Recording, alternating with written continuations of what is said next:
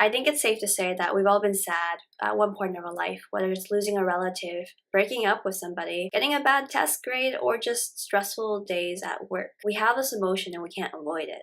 But there are so many ways that you can cope with it. I found some time to think and write these things down. So I'll share with you what I do, and hopefully it might help you too. So the first thing about being sad is recognizing that you're not alone. Even if you don't have many close friends or relatives, there's outlets out there like the internet. There are support groups for people who are struggling through a breakup, people who are in a long-distance relationship, on Reddit, by the way, check that out. Or if you are dealing with something bigger like alcohol addiction or drug use, there are hotlines out there and resources for you to use. Or, provide some support yourself and volunteer. It makes you feel good, you see a smile on someone else's face, and you feel like you're part of a greater community.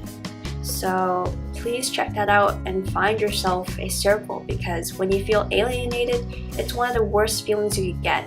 I want people to feel like they have a place. The second thing that really relaxes me is listening to music. I'm so fortunate to have friends who are great musicians, so they come over with their guitars and their different instruments, and I just listen to them play. Sometimes I sing along, and I'm learning things every day because I've never been quite musical growing up. Played the clarinet, but I gave it away. So they taught me little things like how to play the ukulele a little bit, what's a capo, how to sing along and be more confident.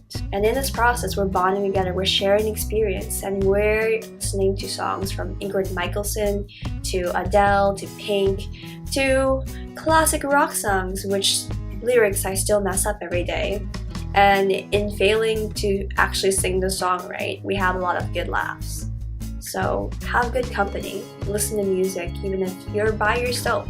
You might be watching a YouTube concert and you would feel a lot better than how you started with. Feeling sad doesn't give you an excuse to curl up in bed.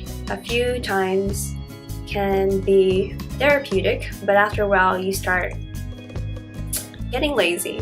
I think you know precisely what I'm talking about. The days where you don't want to shower, brush your hair, take off your retainer, or do any of that stuff because you are just so sad and you're wallowed in that ball of misery.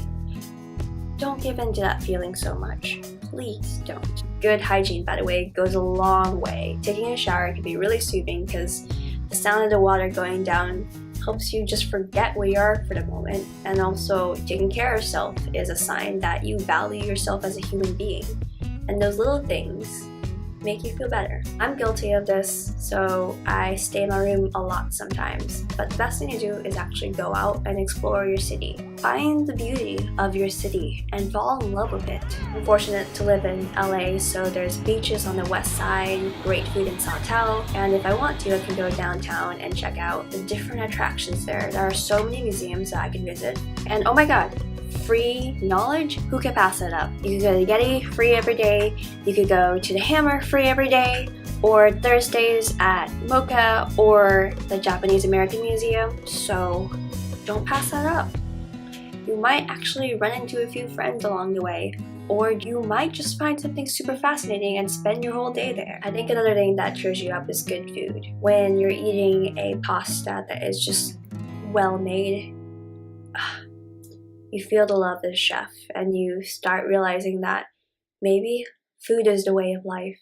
Or maybe it's something that I personally do, because if you check out my Instagram, there's just food right there. And lastly, sometimes you just can't, quote unquote, distract yourself from your sadness. You just need to learn how to accept it. Be able to cry a bit, because, everybody goes through it, and you can't be happy all the times. Otherwise, you wouldn't appreciate the good moments in your life. I wish I had more useful advice to give you, but those are just some things that I'm realizing slowly, and maybe in the future I'll have better advice. What do you do when you're sad? You should totally let me know in the comments below, and I hope you're having a great day, because I know things will get better.